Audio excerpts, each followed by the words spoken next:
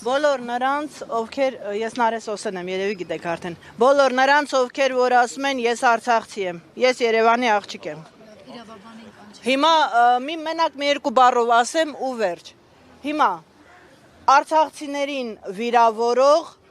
արցախցիների վիրավորանքը տարածող, որպես բանասեր եմ ասում, որպես նախկինում լրագրող։ Ես հիմա կոչ եմ անում պատասխանատվության ենթարկել բոլոր այն կայքերին,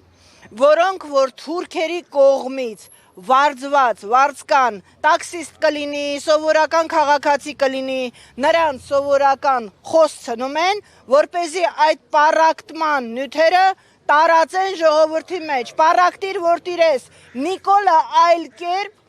Էրդողանի ու Ալիևի համատեղ ծրագիրը չի կարողանալու իրականացնել։ Ու այո, մենք այսօր պահանջատեր ենք, ես որպես արցախցի կնոջից ծնված,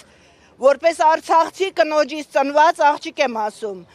Ես ապրել եմ Արցախում, կռվել եմ Արցախում 16 տարեկանից։ Արցախը եղել է հայկական դպրոց եմ գնացել, հայկական անուններ են կրել Արցախի տեղամասերը, ու այո, այս անգամ կլինի միամտություն մտածելու, որ արցախցիները պահանջում են ու իրենց պահանջը ինչեր է Նիկոլի Դրածոյի անունը, Աննա ինչեր,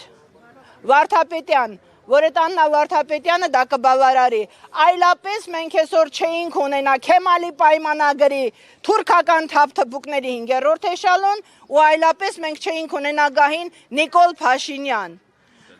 Արցախն էլ իսկականից Հայաստան է, բայց դա ինքը չի ասել, դա Լեոնիդ Ազգալյանն է ասել։ Ինքը եկավ խաբեությամբ։